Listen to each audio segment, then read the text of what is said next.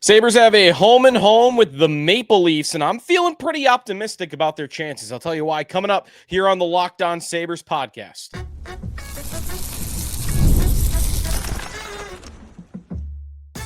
You're Locked On Sabres, your daily podcast on the Buffalo Sabres. Part of the Locked On Podcast Network, your team every day. What is up, everybody? Welcome into a game day here on the Locked On Sabres podcast. Thanks for making us your first listen every day. If you do, you can check us out wherever you get your podcast. You can watch the show on YouTube. If you're not familiar, you can hit us up there. Just search Locked On Sabres, hit the like and subscribe button, follow us on YouTube. And if you would like to become a part of our Locked On Sabres text club, maybe you want updates at practice, you're at work during the day and you can't be glued to Twitter, or obviously you wouldn't be there. So you want to know who's going to start in goal or what the lineup's going to look like. You get some stuff during game nights, maybe not tonight because I'm going to be at the World Series, but otherwise during games, you can hit us up. Joinsubtext.com/LockedOnSabres is the place to sign up. Sneaky Joe DiBiase here on a Friday. Today's episode is presented by Gametime. Download the Gametime app, create an account, and use code LOCKEDONNHL for $20 off your first purchase. Maybe you want to go to Sabres and Leafs tonight. Maybe you want to join me for game one, Blue Jays and Dodgers. I got a little lucky, pretty penny for those tickets. So only, be responsible on that front.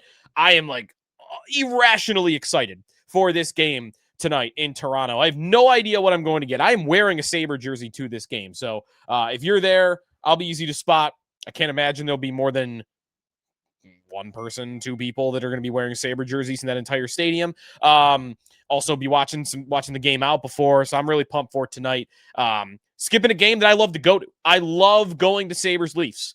Every year, that's the game I target, and often you only get it once. Sometimes you get it twice, but the new scheduling in the NHL over the last 5-6 years, I hate. I love when I was growing up and it was 8 meetings against each team in your division, which meant you knew Toronto in your barn 4 times a year. I definitely miss that. So definitely missing out on this game tonight, especially with it being early in the season. Some of these more recent Sabre Leaf meetings have been late in the year when the Sabres are kind of out of it, and that sucks. Last year, it was like the second to last game of the season. The only thing anyone was playing for, Toronto was playing for like a Matthews goal mark. Was he trying to get to 50 or what? I don't even remember what it was. 100 points for Marner, maybe is actually what I'm thinking of. This year, you get it early. You get an early October Toronto home game. The Sabres are looking good in their last 4. The Leafs are not looking so hot, but they are right next to each other in the standing. So a lot to get to on this game tonight. We got a lot of Sabre updates to get to. I got my bet of the night. I'm looking to stay hot. I have been all over it so far this year. You're going to have your ebbs and flows. It's not going to hold up to this extent the entirety of the year. I'm already up over 10 units on the season. That's unfair to expect. But, last plus 108, I believe, plus 10.8, units on the season so far. Looking to keep that rolling a little bit today. Before we get to any of that, this matchup is one where the Sabres very often dominate, at least in context with what they've been. Since the playoff drought began in the 2011-12 regular season, the Buffalo Sabres have played 32 teams at home, and there are only 4 teams that do not have a winning record, or at least a 500 record, against the Buffalo Sabres in Buffalo. On the road, even in road matchups, there are only 4 teams that are below 500. They are Vegas, who's only played 7 games against the Sabres, LA, who's played 11, Ottawa, they've played 27, and Toronto, who have also played 27 and have been a dominant team, a great regular season team for almost the entirety of that playoff drought. They had a couple of bad years in the early stages of it, but a lot of those losses have come since then. Ottawa having a bad record against the Sabres, okay, they're 11-13-3. Ottawa hasn't been very good all this time either. Toronto, on the other hand, Toronto's been good. They have, of course, made the playoffs many years in a row here, and while, sure, they don't really succeed once they get there, That's really never been the question, although that might be different this season. And we'll get to that coming up in a little bit here. But they've made the playoffs every year since the 2016-17 season. If I just look at that period, since Toronto has been on their little playoff streak here, it's like just barely above a 500 record against the Sabres in Buffalo. Sabres do well in these games. The one thing I do wonder, though, is part of the reason the Sabres do well that the Leaf fans come in and they take over the building, and that really fires up the Sabres. Like, what the hell? Our buildings, or show them. Let's send them back across the Peace Bridge up the QEW with a loss. Is that why they get fired up and why they win these games? Because it is a little strange that they do. And in this game, I'm not so sure that there's going to be a million Leaf fans. I think there will be some. Was looking at the secondary market. Tickets are still kind of not that expensive for this matchup, typically, especially on a Friday night.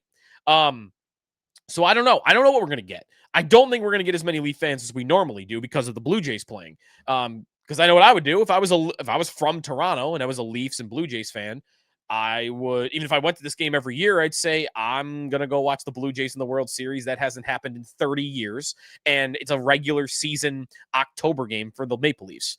I'm definitely picking the Blue Jays game. Now, what I need to point out, though, and this is why I do think there will be some Leaf fans, I acknowledge that not every Leaf fan is a Blue Jays fan, and that not every Leaf fan that comes across the border to go to these games is from Toronto. A lot of them are from Southern Ontario.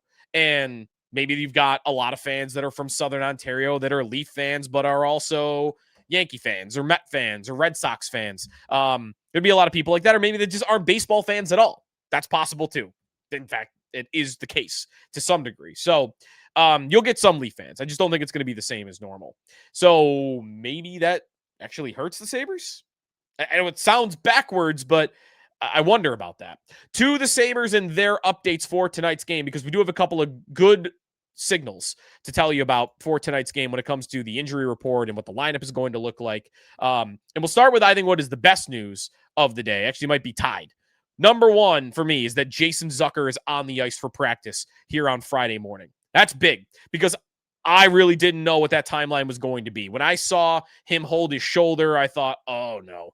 Did he separate it? Did he tear something? We just saw Josh Norris go through this. In fact, Josh Norris has gone through this a lot of times where he goes down and grabs his shoulder and he's out 8 weeks, multiple months. Like, sucks. Zucker does the same thing, and I'm holding my breath that that's not the case with him because he leads the Sabres in goals. And he's become a strong middle six winger for them. Plays all situations. I guess he doesn't play penalty kill, but he plays power play. Back on the ice, and I think expected to be in the lineup tonight. So it's a very, very good update to get on Jason Zucker. The other good news, and this is not for tonight's game, but this is for probably next week, Michael Kesselring back on the ice for the Buffalo Sabres at practice, which means the timeline for him is starting to ramp up towards getting back to play. So very, very good on that front. And then what else? From practice, you did have otherwise the same lineup. Zach Metza looks like he's going to be in the top 6 for the Buffalo Sabres tonight. He'll play again on a pair with Matthias Samuelsson. Otherwise, the lineup looks exactly as it did, other than goalie. Goalie flip. Obviously, Colten Ellis got the last game. Alex Lyon back between the pipes for tonight's game. I'll be curious to see who backs up Lyon tonight. I kind of guess it will be Ellis, but I guess it could be Luukkonen, who was recalled yesterday, and now he's with the team, so we're doing the 3 goalie dance. We'll see who backs up Lyon. My guess would be probably, though, that it's Colten Ellis.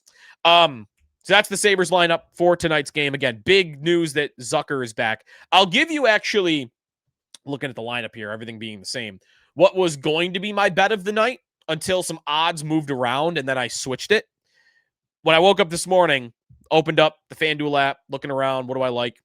And I made this point a little bit yesterday about Tage Thompson. We were talking about Tage and Tuck and how they have only scored 1 goal each this year. By the way, that has changed because in what is to me the latest goal change I've ever seen, 2 days later, this morning, they announced that Alex Tuck is now getting credit for Josh Doan's goal the other night.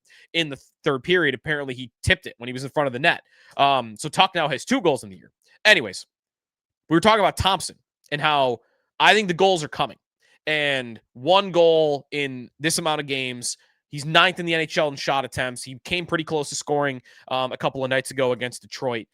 I woke up to him being at plus 160 anytime goal. I like that tonight. I think you're going to see Tage get in the goal column this weekend against Toronto. The Leafs give up a lot of chances, bad goaltending. Get to that coming up next. So keep an eye out for Tage and to score. Those odds have moved, by the way. I think they're plus 150 right now as I record here. But yeah, Thompson to score. I kind of like that for tonight and even into tomorrow. When we come back, what's wrong in Toronto? I mean, it's not going well for them. They might be entering a different phase of their franchise. We'll get to that when we come back here on the Locked On Sabres podcast. Today's episode of Locked On Sabres presented by Rugiet. Let's be real, making excuses doesn't solve anything. We've all heard them before. It's just stress, tired. It happens to everybody sometimes when it comes to performance. Sometimes your body just needs a little extra help, and that's where Rugiet comes in. Rugiet.com offers fast-acting, doctor-prescribed treatments for ED designed to help you stop making excuses and start making moves. Rugiet makes it easy to get started. You can connect with a board-certified doctor 100% online, no awkward waiting rooms, no in-person appointments. If prescribed, your treatment ships discreetly straight to your door. The process is fast, simple, and private. It's all handled by real doctors. It's about confidence, connection, and getting back to the moments that matter. Visit Rugiet.com/LockedOnNHL, RUGIET, to get 15% off your first year. That's Rugiet.com/LockedOnNHL. Don't forget to use the code LockedOnNHL so they know that we sent you. Rugiet, stop making excuses and start making moves. Today's episode of Locked On Sabres also presented by FanDuel Sportsbook. Stay tuned a little bit later on. We're going to get to my bet of the night, and we are 5-1-1 as a show and as a group of listeners here on the season. 5-1-1 and plus 10.6 units on the year. So check out all your odds at FanDuel. Maybe you just like tracking. Listen, if you want to track the game, if you made a bet, or you can open up your lock screen and have it placed on there so that it's kind of like a box score right in there. The app's really good just for even that, just tracking along what you're looking at once a game is going and you want to be updated. I'll be doing that tonight when I'm at the World Series. You can bet on that, by the way. World Series, a lot of good odds. Ohtani tonight. Somebody on the Jays. You want Vlad Guerrero and Ohtani to hit a home run. You got a same game parlay option. A lot of stuff. Hockey season, of course, those here, nothing beats being in the arena with these opening games. Between waiting in queues, surprise fees, all that stuff. You're never going to get that over at FanDuel. So at FanDuel Sportsbook, you got a great option right now. New customers can bet just $5 and get $300 in bonus bets if you win. Pick a bet, put down $5. If it hits, you unlock $300 in bonus bets that you can use all across the app. So what are you waiting for? Visit FanDuel.com to download the FanDuel app today and get started. Sneaky Joe DiBiase back here on a game night. Sabres and Maple Leafs tonight at KeyBank Center. 7 o'clock, remember. Moved up half hour due to the World Series shifting things around.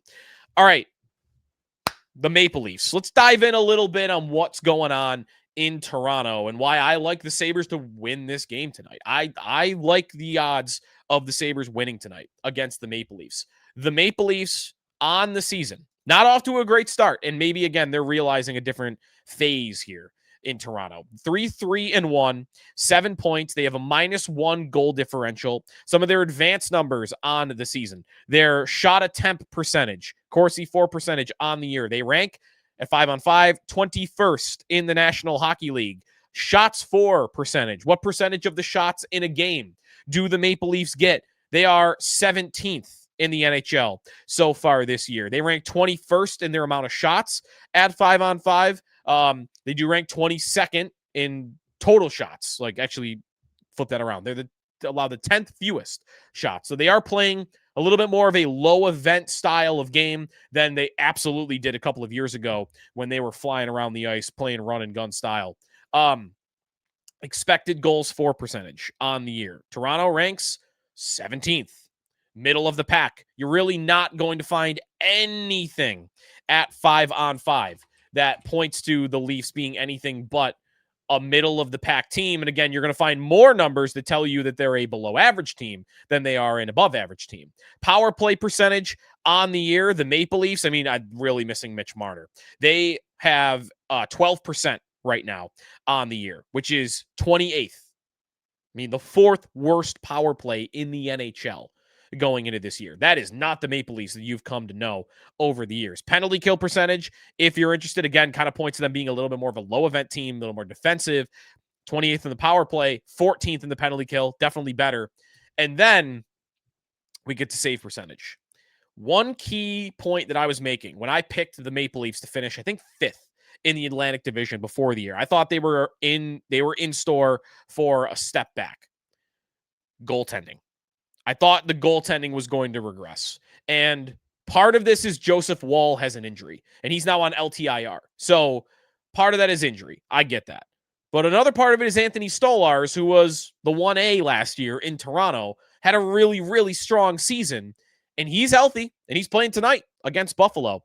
And he is not off to a very strong year. Last season, the Maple Leafs had the 3rd best save percentage in the National Hockey League. This season, they ranked 22nd. And my point about them coming into this year was last year, the 5-on-5 numbers that I just went through, how they're middle of the pack below average, that's not different. That's what they were last season.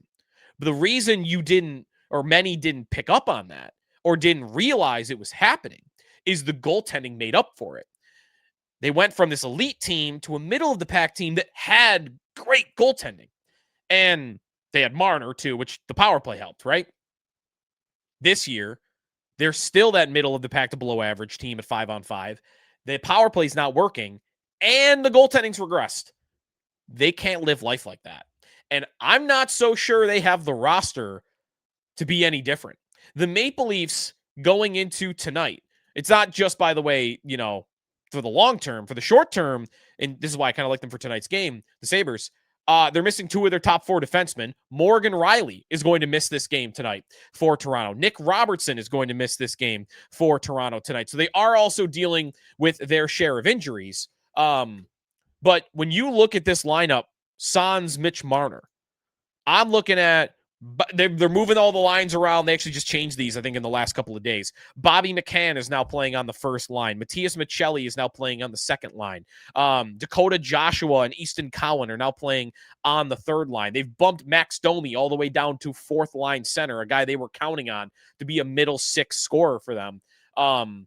It's just, in not having Marner as that elite distributor on their top power play unit, I think they're really going to miss him, and they're looking like they miss him, and the goaltending is not up to snuff. Like, I don't think this is an elite regular season team anymore. And I don't even care about the playoff stuff. The playoff stuff is just kind of funny. It's always over there. Like, haha, Toronto, you suck in the playoffs while they're getting 100 points, 105 points. But now I think that era might be over. We might now be entering an era where it's not just about their playoff failure. It's also now about, are they not just an automatic playoff team every year in the regular season?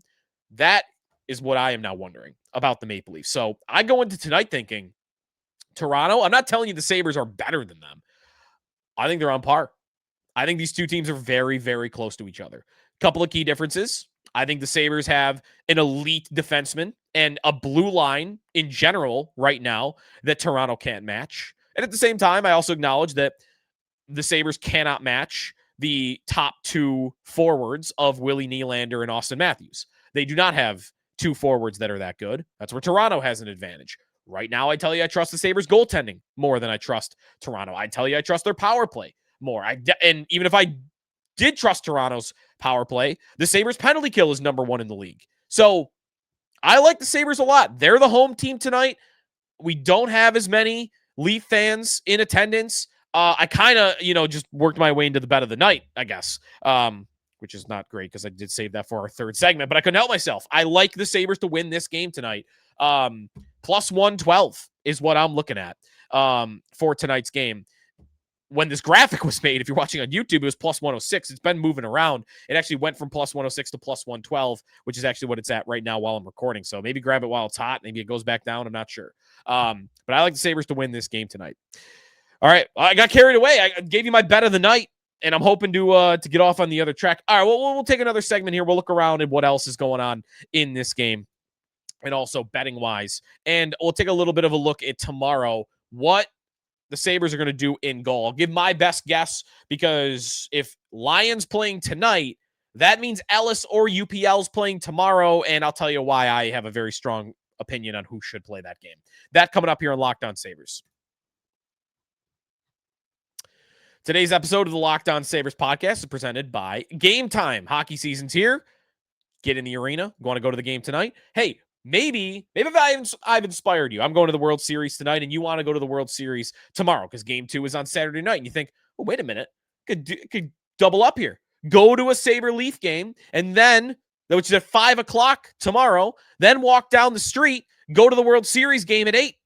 Double, what a night. What a day that would be. So try it out. You want to check out what you're looking at price-wise, maybe get some deals, zone deals especially, head over to the Gametime app. We're getting tickets. It could be a total headache. All that's happening, and Gametime makes that a lot easier. The app gives fans the advantage. It's your ultimate life hack for scoring amazing NHL tickets, fast, easy, and stress-free. My favorite part is when you're scrolling through, you know exactly what you're going to be looking at angle-wise from your seat, and that's right there in the app. Very user-friendly on that front. The zone deals I mentioned, game changer. You pick the section. Gametime will pick your seats. You save big, so it makes it a lot more efficient. And you can even find NHL tickets for under $25. So check it out. Take the guesswork out of buying NHL tickets or baseball tickets with Gametime. Download the Gametime app, create an account, use code LOCKEDONNHL for $20 off your first purchase. Terms apply. That's code LOCKEDONNHL for $20 off. Swipe, tap, ticket, go. Back here on the Locked On Sabres podcast, the Sabres and the Leafs tonight, and then the Sabres and the Leafs tomorrow night. Little home and home. Love that. I would take 3 points out of 4. I wouldn't settle for anything less. I think this is a team the Sabres should come away with 3 out of 4 points against. It might be strong. It's Toronto. They made the playoffs every year since 2015-16, and the Sabres have missed the playoffs every year. 16-17 was the first year Toronto made it. And Sabres have missed the playoffs 14 years in a row, but I like how the Sabres are playing right now a lot more than I like how Toronto's playing. So again, that's why I'm going with them as my bet of the night. The goalie situation. Tonight it's Lyon. Tomorrow, what do the Sabres do? I'll give you what I think they'll do, and I'll give you what I would do. If it were me, I would start Colten Ellis. I would say, all right, Ukko-Pekka Luukkonen is just coming back here. He's only played one game against for Rochester, and that was 2 nights ago. Give him the extra couple of days off, have him practice a few times, and then next week, find a way to get him into a game if you really want to. But I don't even need to do that. This is how I would treat it. And this could end very quickly. This could end this weekend. You play Lyon and Ellis until one of them falters. That's how I would do it. I would not mess with the rotation. I would play Lyon tonight. I would play Ellis tomorrow. And if both of them come out of those games looking really good, neither of them kind of blows up, then next week I've got a Tuesday, Thursday, Saturday game, and I would keep pushing the UPL start off. I would go 2 starts for Lyon next week, and I would get 1 start in for Ellis. And then if that continues to go well, again, I don't mess with it. I don't mess with what's working. I personally would not feel any obligation to get UPL a start. This team's trying to make the playoffs. This team's trying to end a playoff drought. I am not going to take one of my goalies off the ice for a guy that had a bad year last year and has been dealing with injuries when the other 2 guys are playing really well.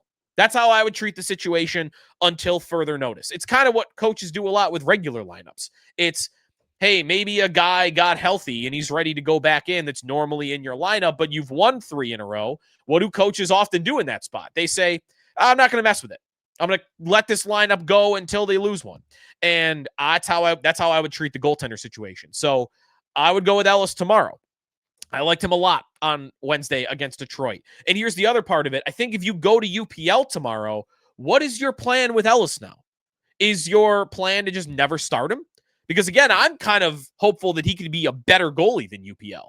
And if you don't get him in the rotation or keep him in the rotation, you're never going to find that out. And I've got way more evidence on UPL than I have on Colten Ellis. I mean, obviously, UPL has played over 100 games now in his NHL career, and I've got 1 for Colten Ellis. So part of it is finding out, but another part of it is I have a lack of faith in Ukko-Pekka Luukkonen I'm not so sure he's just going to automatically come back into the goal and he's going to look like the goalie he was 2 years ago. I'm not betting on that.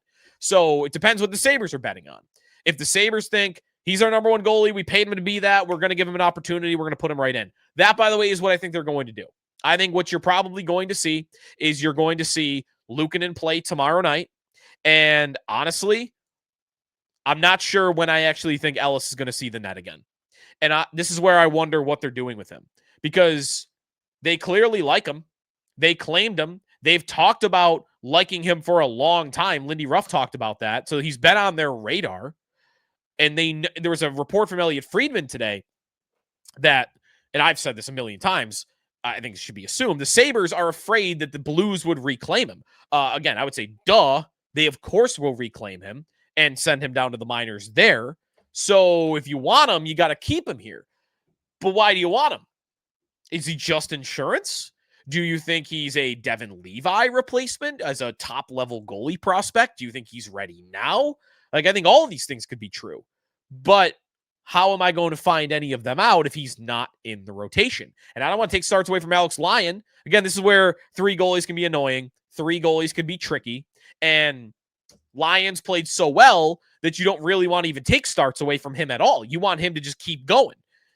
This is why I think the simplest thing to do is just keep UPL out of the rotation until somebody gives him an opportunity to get back in. That's what I would do, and that's what I am rooting for them to do.